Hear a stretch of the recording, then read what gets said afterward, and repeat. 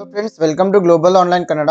Friends, ಈ ಒಂದು ವಿಡಿಯೋದಲ್ಲಿ ನಾವು ಕರ್ನಾಟಕ ಸೆಟ್ 2024 ಪೇಪರ್ 1 ಪ್ರಿಪರೇಷನ್ಗಾಗಿ ಹೈಯರ್ ಎಜುಕೇಷನ್ ಸಿಸ್ಟಮ್ ಮೇಲೆ ಕೆಲವು MCQಗಳನ್ನು ಡಿಸ್ಕಷನ್ ಮಾಡ್ತಾ ಇದ್ದೀವಿ. ಸೊ ಈ ಒಂದು ವಿಡಿಯೋ ನಿಮಗೆ ಹೈಯರ್ ಎಜುಕೇಷನ್ ಸಿಸ್ಟಮ್ಗೆ ಪ್ರಿಪರೇಷನ್ ಮಾಡೋದು ತುಂಬಾನೇ ಹೆಲ್ಪ್ಫುಲ್ ಆಗಿದೆ. ಈ ಒಂದು ಯೂನಿಟ್ನಿಂದ ನಿಮಗೆ 5 ಪ್ರಶ್ನೆಗಳು ಬರ್ತವೆ, 10 ಅಂಕಗಳನ್ನ ಈ ಒಂದು ಯೂನಿಟ್ ನಿಮಗೆ ತಂದು ಕೊಡ್ತಾ ಇದೆ. ಸೊ ಅದೇ ರೀತಿ ಇಲ್ಲಿ ಕ್ವಶನ್ಸ್ಗೆ ಹೋಗುವ ಮೊದಲು ನೀವೇನಾದರೂ Karnataka SET 2024 paper 1 teaching and research ಆಪ್ಟಿಟ್ಯೂಡ್ಗೆ ಪ್ರಿಪರೇಷನ್ ಅನ್ನು ಮಾಡ್ತಾ ಇದ್ರೆ ಗ್ಲೋಬಲ್ ಆನ್ಲೈನ್ ಕನ್ನಡ ವತಿಯಿಂದ ನಾವು ಸ್ಮಾಲ್ ಕ್ರ್ಯಾಶ್ ಕೋರ್ಸನ್ನು ಆರಂಭ ಮಾಡಿದ್ದೀವಿ. ಸೊ ಈ ಒಂದು ಕ್ರ್ಯಾಶ್ ಕೋರ್ಸ್ನಲ್ಲಿ ನಿಮಗೆ ಕಂಪ್ಲೀಟ್ ಥಿಯರಿ ಲೆಕ್ಚರ್ಸ್ ಸಿಗ್ತಾ ಇವೆ, ಕಂಪ್ಲೀಟ್ MCQs ಲೆಕ್ಚರ್ ಸಿಗ್ತಾ ಇವೆ, 50 ಮಾಕ್ ಟೆಸ್ಟ್ಗಳನ್ನು ನೀಡ್ತಾ ಇದ್ದೀವಿ, ಕಾಂಪ್ರಿಹೆನ್ಸಿವ್ ನೋಟ್ಸ್ ಕೂಡ ಲಭ್ಯವಿದೆ. ಇದ್ರ ಜೊತೆಗೆ PYQಗಳನ್ನು ಒಳಗೊಂಡಂತೆ 5000+ MCQ PDF ಅನ್ನು ನಿಮ್ಮ ಪ್ರಿಪ್ರೇಷನ್ ಸಲುವಾಗಿ ನೀಡ್ತಾ ಇದ್ದೀವಿ.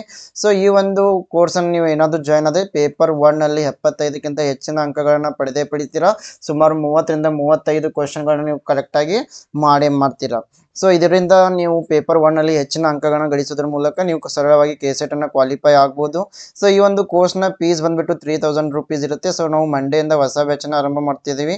ಸೊ ನೀವೇನಾದರೂ ಈ ಒಂದು ಹೊಸ ಬ್ಯಾಚನ್ನು ಜಾಯ್ನ್ ಆದರೆ ಈ ಒಂದು ಕೋರ್ಸ್ ನಿಮಗೆ ಕೇವಲ 2000 ರೂಪೀಸ್ನಲ್ಲಿ ಸಿಗ್ತಾ ಇದೆ.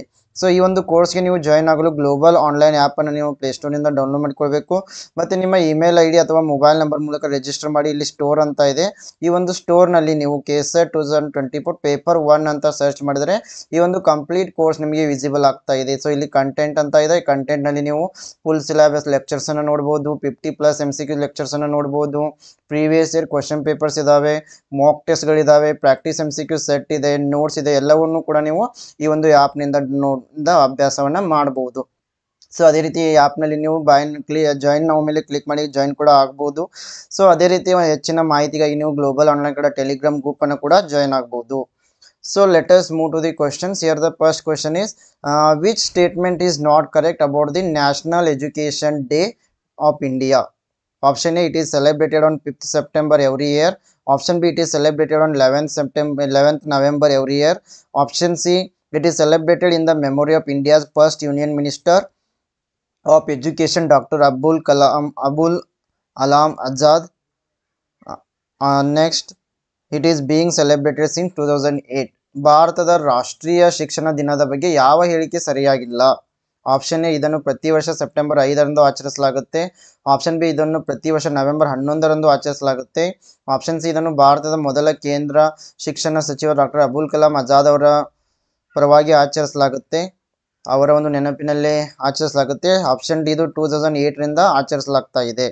ಸೊ ಇಲ್ಲಿ ಸರಿಯಾದ ಉತ್ತರ ಆಪ್ಷನ್ ಎ ಆಗಿದೆ, ಏಕೆಂದರೆ ರಾಷ್ಟ್ರೀಯ ಶಿಕ್ಷಣ ದಿನ, ಸೊ ನ್ಯಾಷನಲ್ ಎಜುಕೇಷನ್ ಡೇ ಅನ್ನು ನಾವು ನವೆಂಬರ್ 11ರಂದು ಆಚರಿಸ್ತೀವಿ, ಸೆಪ್ಟೆಂಬರ್ 5ರಂದು ಅಲ್ಲ. ಸೆಪ್ಟೆಂಬರ್ 5ರಂದು ನಾವು ಟೀಚರ್ಸ್ ಡೇ ಅನ್ನು ಆಚರಿಸ್ತೀವಿ. ಹೀಗಾಗಿ ಆಪ್ಷನ್ ಎ ಇಲ್ಲಿ ಸರಿಯಾಗಿದೆ. So national education day, it is celebrated on 11th November every year. So it is celebrated on in the memory of Dr. Abul Kalam Azad. It is celebrated since 2008. So here option A is not correct. So option A is right answer. So National Education Day, it is celebrated every year on 11th November. So it is being celebrated since 2008 in memory of Abul Kalam Azad. So he was the first education minister of India. The next question is, the headquarter of Mahatma Gandhi Antarrashtriya Hindi Vishwavidyalaya is situated in? Mahatma Gandhi Antarrashtriya Hindi Pradhana Kacheri Vishwavidyalaya ಎಲ್ಲಿದೆ ಅಂತ? ಮಹಾತ್ಮ ಗಾಂಧಿ ಅಂತಾರಾಷ್ಟ್ರೀಯ ಹಿಂದಿ ವಿಶ್ವವಿದ್ಯಾಲಯದ ಪ್ರಧಾನ ಕಚೇರಿ ಎಲ್ಲಿದೆ? Option A Sevagram, option B New Delhi, option C Wardha, option D Ahmedabad. Yes, here the right answer for this question is option C, Wardha is the correct answer. So Mahatma Gandhi Antarrashtriya Hindi Vishwavidyalaya, it is a central university. It is located in Wardha, Maharashtra. So the new university began through an act of parliament which received the assent of president on 8th January 1997. Question number 3, value education makes a student? Option A, good citizen. Option B, successful businessman. Option C, popular teacher. Option D, efficient manager. ಮೌಲ್ಯಯುತ ಶಿಕ್ಷಣವು ವಿದ್ಯಾರ್ಥಿಯನ್ನ ಏನನ್ನಾಗಿ ರೂಪಿಸ್ತಾ ಇದೆ? Option A, ಉತ್ತಮ ನಾಗರಿಕ. Option B, ಯಶಸ್ವಿ ಉದ್ಯಮಿ. Option C, ಜನಪ್ರಿಯ ಶಿಕ್ಷಕ. Option D, ದಕ್ಷ ವ್ಯವಸ್ಥಾಪಕ. Yes here the right answer is option A ಉತ್ತಮ ನಾಗರಿಕ. ಮೌಲ್ಯಯುತ ಶಿಕ್ಷಣವು ವಿದ್ಯಾರ್ಥಿಯನ್ನ ಉತ್ತಮ ನಾಗರಿಕನನ್ನಾಗಿ ರೂಪಿಸ್ತಾ ಇದೆ. So value education makes students good citizen. So option A is the correct answer. Yes question number 4. NAAC is an autonomous institution under the aegis of. NAAC ಈ ಕೆಳಗಿನವುಗಳ ಆಶ್ರಯದಲ್ಲಿ ಒಂದು ಸ್ವಾಯತ್ತ ಸಂಸ್ಥೆಯಾಗಿದೆ. Option A ICSSR, option B CSIR, option C AICTE, option D UGC. Yes, here the right answer for this question is option D UGC. NAC it is an autonomous institution under the aegis of UGC. NAC ಇದು ಒಂದು UGC under ಸ್ವಾಯತ್ತ ಸಂಸ್ಥೆಯಾಗಿದೆ. So NAC it is an autonomous body under Universities Grant Commission. So NAC is going to assess and certify higher education institutions. Question number 5. All of the following tend to erode local control of education in favor of national control except the. ಈ ಕೆಳಗಿನವುಗಳನ್ನು ಹೊರತುಪಡಿಸಿ ರಾಷ್ಟ್ರೀಯ ನಿಯಂತ್ರಣದ ಪರವಾಗಿ ಶಿಕ್ಷಣದ ಸ್ಥಳೀಯ ನಿಯಂತ್ರಣವನ್ನು ಈ ಕೆಳಗಿನವುಗಳು ನಾಶಪಡಿಸುತ್ತವೆ. ಅಂದರೆ ಇಲ್ಲಿ ಯಾವುದನ್ನ ಹೊರತುಪಡಿಸಿ all of the following tend to erode local control of education in favor of national control except. Option A National Science Foundation, option B National Institute of Mental Health, option C College Entrance Examination, option D National Defense Education Act. The right answer is option B National Institute of Mental Health. Question number 6. National Council for Women's Education was established in. ಮಹಿಳಾ ಶಿಕ್ಷಣಕ್ಕಾಗಿ ರಾಷ್ಟ್ರೀಯ ಮಂಡಳಿಯನ್ನು ಯಾವ ವರ್ಷದಲ್ಲಿ ಸ್ಥಾಪಿಸಲಾಯಿತು? Option A 1958, option B 1976, option C 1989, option D 2000. Yes, here the correct answer for this question is option A 1958. So on the basis of the recommendations of National Committee on Women's Education 1958, a National Council for Women's Education was set up in 1959 by Ministry of Education. Question number 7. Which one of the following is not situated in New Delhi? ಈ ಕೆಳಗಿನವುಗಳಲ್ಲಿ ಯಾವುದು ನವದೆಹಲಿಯಲ್ಲಿಲ್ಲ? Option A Indian council of cultural relations, option B Indian council of scientific research, option C national council of educational research and training, option D Indian institute of advanced studies. Yes, here the right answer is option D Indian Institute of Advanced Studies. Option D is the right answer. So the Indian Institute of Advanced Studies IIAS, it is a research institute located in Shimla, India. It was set up by the Ministry of Education, Government of India in 1964 and it was started functioning from 20 October 1965.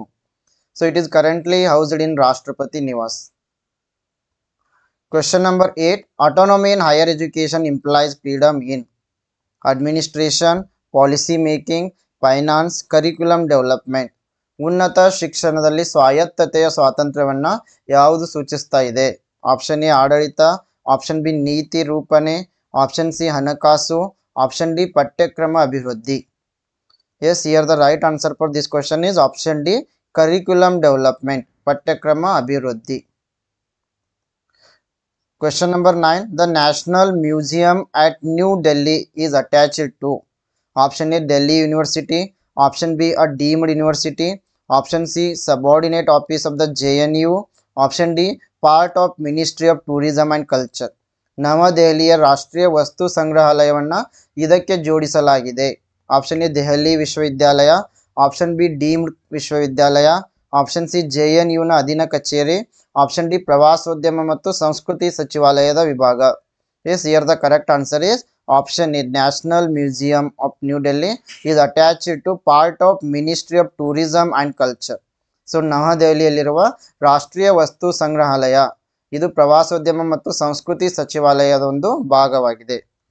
So the national museum at New Delhi it is attached to the part of ministry of tourism and culture. It is also known as National Museum of India. It is one of the largest museums in India established in 1949. It functions under the Ministry of Culture, Government of India. Question number 10. Which opinion is not correct? Option A education is a subject of concurrent list of 7th schedule of Constitution of India. Option B University Grant Commission is a statutory body. Option C, patent, inventions, design, copyright and trademarks are the subject of concurrent list. Option D, Indian Council of Social Science Research is statutory body related to research in social sciences. Yes, here the right answer is option D. Option C is not correct. So option C is the right answer. Education is a subject of concurrent list of Schedule 7. It is right. Then in UGC, it is a statutory body. It is also correct. Indian Council of Social Science Research. It is a statutory body related to research in social science. This is also correct. Option C, patent, inventions, design, copyright and trademarks are the subject of concurrent list. This is wrong here. Question number 11. The Kothari Commission's report was entitled on education and national development, learning to be adventure, diversification of education, education and socialization in democracy. Kothari ಆಯೋಗದ ವರದಿಯ ಶೀರ್ಷಿಕೆ option A ಶಿಕ್ಷಣ ಮತ್ತು ರಾಷ್ಟ್ರೀಯ ಅಭಿವೃದ್ಧಿ, option B ಸಾಹಸ ಮಾಡಲು ಕಲಿಯುವುದು, ಆಪ್ಷನ್ ಸಿ ಶಿಕ್ಷಣದ ವೈವಿಧ್ಯೀಕರಣ, ಆಪ್ಷನ್ ಡಿ ಪ್ರಜಾಪ್ರಭುತ್ವದಲ್ಲಿ ಶಿಕ್ಷಣ ಮತ್ತು ಸಾಮಾಜೀಕರಣ. Yes, here the correct answer is option A. The Kothari Commission's report entitled on Education and National Development. Kothari ಆಯೋಗದ ಶೀರ್ಷಿಕೆ ಶಿಕ್ಷಣ ಮತ್ತು ರಾಷ್ಟ್ರೀಯ ಅಭಿವೃದ್ಧಿ. So National Education Commission, it is known as the Kothari Commission. It was an ad hoc commission set up by the government of India to examine all aspects of the educational sector in India and to develop general pattern of education and to recommend guidelines and policies for the development of education. Question number 12. Which one of the following articles of the Constitution of India safeguards the rights of minorities to establish and run educational institutions of their own liking? Option A, Article 19, option B, Article 29, option C, Article 30, option D, Article 3. So ಭಾರತದ ಸಂವಿಧಾನದ ಪ್ರಕಾರ ಅಲ್ಪಸಂಖ್ಯಾತರು ತಮ್ಮ ಶಿಕ್ಷಣ ಸಂಸ್ಥೆಗಳನ್ನು ನಡೆಸಲು ಯಾವ ಅನುಚ್ಛೇದದ ಪ್ರಕಾರ ಹಕ್ಕುಗಳನ್ನು ಹೊಂದಿದ್ದಾರೆ? The right answer is option C, Article 30. Question number 13. Which of the following is not a dual mode university? ಈ ಕೆಳಗಿನವುಗಳಲ್ಲಿ ಯಾವುದು ಡ್ಯುಯಲ್ ಮೋಡ್ ವಿಶ್ವವಿದ್ಯಾಲಯ ಅಲ್ಲ?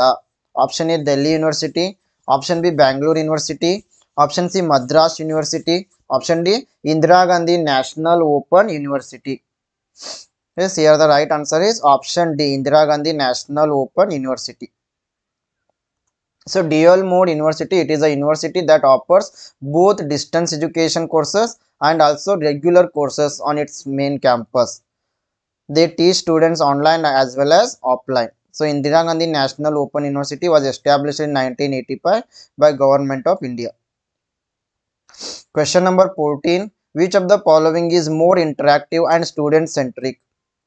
ಈ ಕೆಳಗಿನವುಗಳಲ್ಲಿ ಯಾವುದು ಹೆಚ್ಚು ಸಂವಾದಾತ್ಮಕ ಮತ್ತು ವಿದ್ಯಾರ್ಥಿ ಕೇಂದ್ರಿತವಾಗಿದೆ? Option A seminar, option B workshop, option C lecture, option D group discussion. Yes, here the right answer is option D, group discussion, ಗುಂಪು ಚರ್ಚೆ. Question number 15. Exclusive educational channel of IGNOU is known as. IGNOUದ ವಿಶೇಷ ಶೈಕ್ಷಣಿಕ channel ಅನ್ನು ಹೀಗೆ ಕರೆಯಲಾಗುತ್ತದೆ. Option A ಜ್ಞಾನ Darshan, option B Gyan Vani, option C Doordarshan, option D Prasar Bharati. Yes, here the correct answer is option A, ಜ್ಞಾನ Darshan. So Jnana Darshan, it was launched by MHRD, Information and Broadcasting, the Prasar Bharati and IGNOU jointly on 26 January 2000. So it is a 24 transmission channel for educational programs. Question number 16. Ministry of Human Resource Development includes Department of Elementary Education and Literacy, option B, Department of Secondary Education and Literacy, option C, Department of Women and Child Development, option D, all of the above. So the right answer is option D, all of the above. ಈ ಮಾನವ ಸಂಪನ್ಮೂಲ ಅಭಿವೃದ್ಧಿ ಸಚಿವಾಲಯ MHRD ಇದು ಪ್ರಾಥಮಿಕ ಶಿಕ್ಷಣ ಮತ್ತು ಸಾಕ್ಷರತಾ ಇಲಾಖೆಯನ್ನು ಒಳಗೊಂಡಿದೆ, ಮಾಧ್ಯಮಿಕ ಶಿಕ್ಷಣ ಮತ್ತು ಸಾಕ್ಷರತಾ ಇಲಾಖೆಯನ್ನು ಒಳಗೊಂಡಿದೆ, ಜೊತೆಗೆ ಮಹಿಳಾ ಮತ್ತು ಮಕ್ಕಳ ಅಭಿವೃದ್ಧಿ ಇಲಾಖೆಯನ್ನು ಕೂಡ ಇದು ಒಳಗೊಂಡಿದೆ. Question number 17. SITE stands for SITE ಅಂತಂದ್ರೆ the right answer is option B, Satellite Instructional Television Experiment. Option B is correct. So satellite instructional television experiment was experimental satellite communications project. It was launched in India in 1975 and it is designed jointly by NASA and ISRO. Question number 18, assertion. The UGC academic staff colleges came into existence to improve the quality of teachers. The reason is university and college teachers have to undergo both orientation and refresher courses.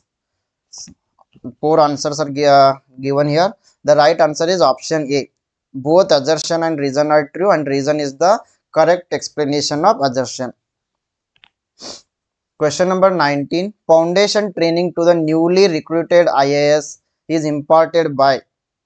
ಹೊಸದಾಗಿ ನೇಮಕಗೊಂಡ IAS ಆಫೀಸರ್ಸ್ಗಳಿಗೆ ಯಾವ foundation ತರಬೇತಿಯನ್ನು ನೀಡಲಾಗುತ್ತೆ? Option A Indian institute of public administration, option B administrative staff college in India, option C IBS national academy of administration, option D centre for advanced studies. The right answer is option C, IBS National Academy of Administration.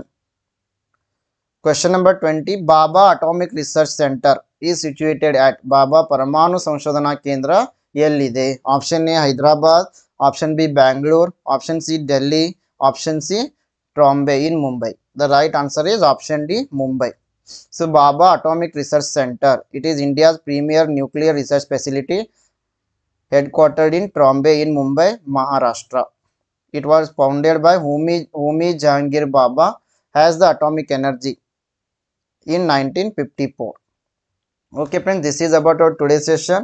ಅದೇ ರೀತಿ ನೀವೇನಾದರೂ KSET 2024 paper 1 crash ಕೋರ್ಸ್ಗೆ join ಆಗಲು ಬಯಸಿದ್ರೆ ಇಲ್ಲಿ complete theory lectures ಅನ್ನು ನೀಡ್ತಾ ಇದ್ದೀವಿ, MCQ ಲೆಕ್ಚರ್ಸ್ ಅನ್ನು ನೀಡ್ತಾ ಇದ್ದೀವಿ, 50 ಮಾಕ್ ಟೆಸ್ಟ್ಗಳು, ನೋಟ್ಸ್ ಮತ್ತೆ PYQಗಳನ್ನು ನೀಡ್ತಾ ಇದ್ದೀವಿ. ಇಂಗ್ಲಿಷ್ ಮತ್ತು ಕನ್ನಡ ಎರಡು ಲ್ಯಾಂಗ್ವೇಜ್ನಲ್ಲಿ ಕೇವಲ 2000 ರುಪೀಸ್ನಲ್ಲಿ ಈ ಒಂದು ಕೋರ್ಸನ್ನು ನೀವು ಜಾಯ್ನ್ ಆಗ್ಬೋದು. ಸೊ ಇದಕ್ಕಾಗಿ ನೀವು ಗ್ಲೋಬಲ್ ಆನ್ಲೈನ್ ಆ್ಯಪನ್ನು ಪ್ಲೇಸ್ಟೋರಿಂದ ಡೌನ್ಲೋಡ್ ಮಾಡಿಕೊಂಡು ರಿಜಿಸ್ಟರ್ ಮಾಡಿಕೊಂಡು KSET ಪೇಪರ್ 1 ಅಂತ ಸರ್ಚ್ ಮಾಡಿದರೆ ಈ ಒಂದು ಕೋರ್ಸ್ ನಿಮಗೆ ಕಂಪ್ಲೀಟ್ ಆಗಿ ಅವೈಲೇಬಲ್ ಆಗ್ತಾ ಇದೆ. ಅದೇ ರೀತಿ ನೀವು ಹೆಚ್ಚಿನ ಮಾಹಿತಿಗಾಗಿ global online Kannada Telegram group ಅನ್ನು ಕೂಡ ಜಾಯ್ನ್ ಆಗ್ಬೋದು. I wish all the best to all. Thank you.